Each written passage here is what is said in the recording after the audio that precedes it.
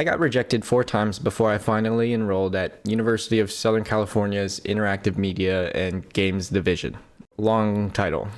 So, a little bit about my background. My dad was abusive, so I came with my mom to America and she met someone new. Though he turned out to also be abusive, also addicted to crack.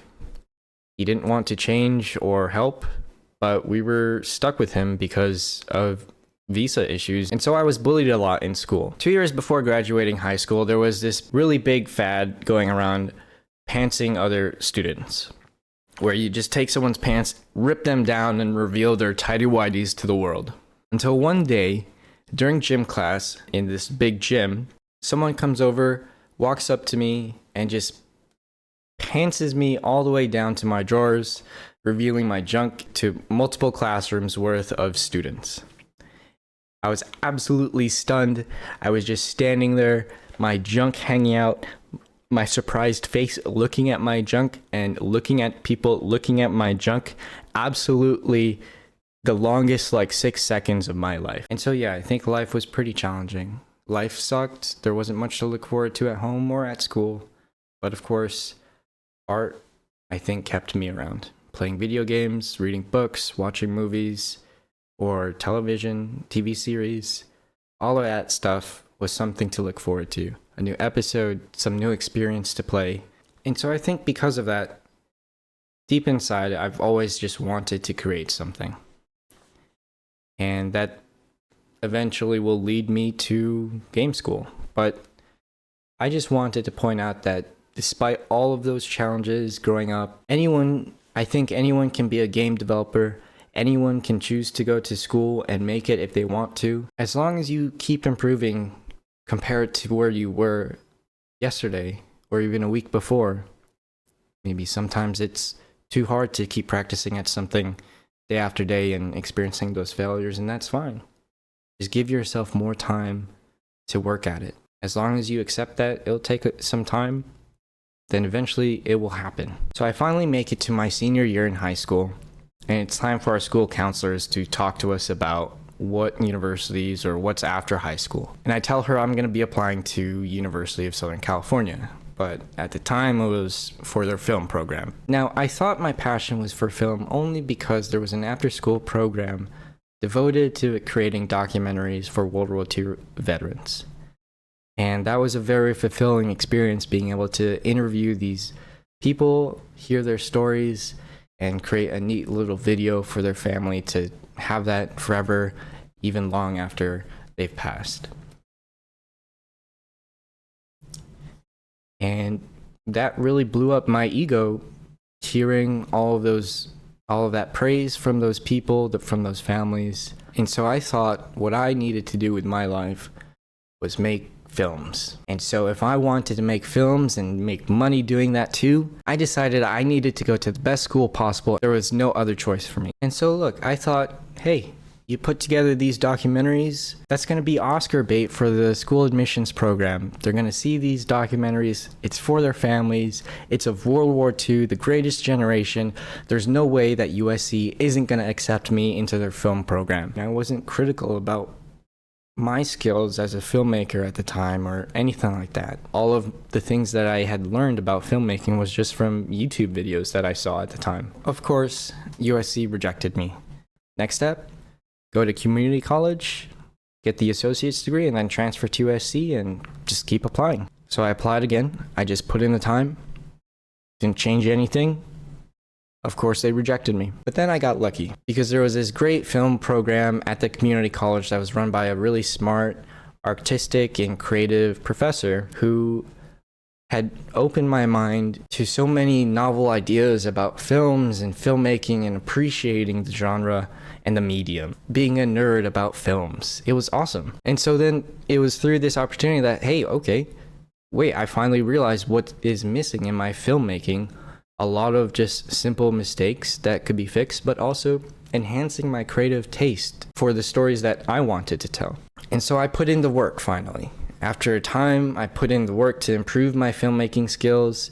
Obviously, you don't need a class to do that if you can just find the motivation and energy to be critical of yourself and seek out this information. You can totally avoid school, I think, and pick up these same skills. But I just wasn't that type of person. And so I sent in an application, I made a short film, I had to compete to get my script accepted and voted by a few other students. And thanks to them, I was able to have confidence in my application. I knew I had finally improved, at least from my last 2 applications, so surely there would be something to expect. Except that it was the spring, and for the film program at USC, you need 48 credits to be accepted into the film program as a transfer student. I only had 24, but I decided to just say, yeah, I have those 48 credits and send my application in anyways. So I was lucky enough to be admitted as undecided with a note saying, apply to the film school in fall. So now I'm taking a big chance moving out to Los Angeles, hoping that it would be easier to get in as an internal student. That was my goal. I don't even know if it was really the right one, but I just thought it would make my chances easier. So as shy as I was, like debilitatingly shy, I responded to a Facebook post of a small crew looking for someone to hold up a boom mic because their last person dropped out. They needed a last minute replacement. And I had learned how to do all this stuff at community college, so I was able to just step in and do it for them. People that I first met, actually on the first day that I arrived in Los Angeles, I responded to their Facebook post, and they became some of my strongest and most consistent supporters throughout my time at USC. Now, eventually that connection also led me to my first professional experience. And so this was it. This was what I needed to, that I knew would help secure my application into the fall. Like, I'm still improving myself. I knew I would need to put in the time. I'm doing that, but I also knew that this job opportunity would be great for that application and, you know, just a cool experience to see what it's like in the industry right now. I mean, I would be working with industry vets. They're gilded up. They've worked on projects before. This is just like a small thing to them, but it's going to be my biggest opportunity yet. It gets me my IMDb credit. Now, let me tell you, the experience that I had on the set, specifically with just the camera department at the time, was awful. I mean, they were just calling me names, berating me, and otherwise just bullying me for being the youngest and the noob of the team. You know, just typical film hazing. Now, I thought that was just something for kids, though, or just people probably not gilded up. But these were industry vets, and this would be expected behavior, being bullied like that. But given my childhood, this is not the type of environment or life that I wanted for myself. It made me question if I wanted to keep doing film. Because remember, I just started doing film because of that one program in high school, inflating my ego that one time. And I thought this was, you know, something that I could also just get genuinely good at, something I like going to the movies. So, hey, let me do this too. And so coming home after that sci-fi shoot, I'm not watching a movie, I'm just playing StarCraft 2. Now, I'm thinking about what am I going to do now that I don't really think I want to be in the film industry. Even though I was prepared to put in the time and work to improve my skill, I don't think my heart was there. I just didn't have that passion to keep doing that, to keep putting in that effort. And so maybe this could also just be a lesson to make sure that something that you're putting your effort into is something that you're really passionate about. If you lose that passion, there's nothing wrong with changing your taste or changing your path. Like, if I'm saying anyone can do anything, then I hope you're going to be spending that effort doing something that you love. So anyways, de-stressing on some StarCraft 2 means I also got to de-stress watching some content creators about StarCraft 2 also. And my favorite is Day9 TV, and I check up on him. Start binge watching all of his videos, and I realized that this guy also went to USC, and he went to this games program that I had no idea about. Did more research, and I found out the history that the games program has, and the amount of famous developers that came from the program. And I thought, wait a second, I think I love video games much more than film. So I think this has got to be my path. Now, we didn't have Roblox, so the closest thing to game development that I had experienced was either modding games like Skyrim, creating mods for games like Skyrim or Fallout, as well as playing with the map editor in StarCraft. Oh, and also, fun fact, you all have blocked... that's kind of cringe, actually, to mention that. Anyways, realizing that Day 9 went to this program, I decided I might as well just check it out because I love video games. And so that leads me to audit this first intro to game development type class. Let me see what these nerds are doing over here. I like games, I'll listen.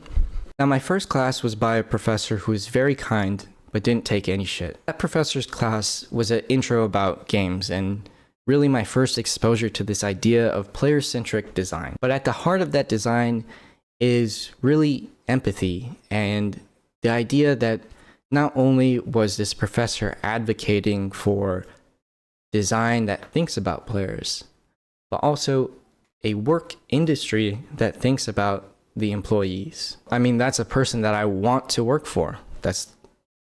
If I could do anything, if I know I could do anything, if I could work for anyone, I'm gonna want to work for someone who has morals and values like that, who's empathetic towards people, but really they're not going to be pushed over or taken advantage of also. I was convinced that this could be the type of person that I would work with because, I mean, she is still actively working in the industry, so I could work for her right now.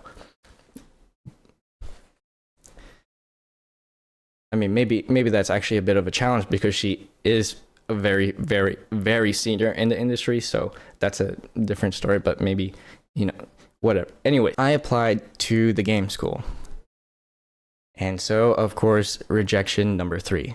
Now, this is okay, though. Hey, I'm going to put in the time. I know what the application is like. And I know that I haven't really made any games yet. I mean, it was just that one class. So now I'm going to make some games. And so actually, similar to my time at community college, I got to take a class on creating games. And so my partners, I had 2 partners. They were extremely gracious in helping support me create my vision. And that turned out to be a tabletop RPG. That tabletop RPG was the cornerstone of my application. I don't know if it really mattered, but that is the thing that I am most proud of creating at my time there. I worked on a few other game projects as well. And so given all of that, I got lucky enough to succeed in my application and I was accepted into the game program. In a really roundabout way, I was able to end up happy and find where I really wanted to end up. I think that wouldn't have happened if I didn't try to go to school. I think in another world, I would still be trying to learn filmmaking, but a lot of these failures were critical in making me realize what is important about life. I think the faster you accept that failure is guaranteed in life, the faster you'll also be able to realize that eventually you can do anything. I mean, I started as a poor, malnourished little kid, horrible self-esteem issues, hardly any people that I trusted, and really the only hurdle that I had was just my ego. Thinking that you don't need to change anything about yourself is a very dangerous train of thought. Now, there's something to be said about being true to who you are, but when it comes to trying to improve yourself, then I think by nature that means that something needs to change.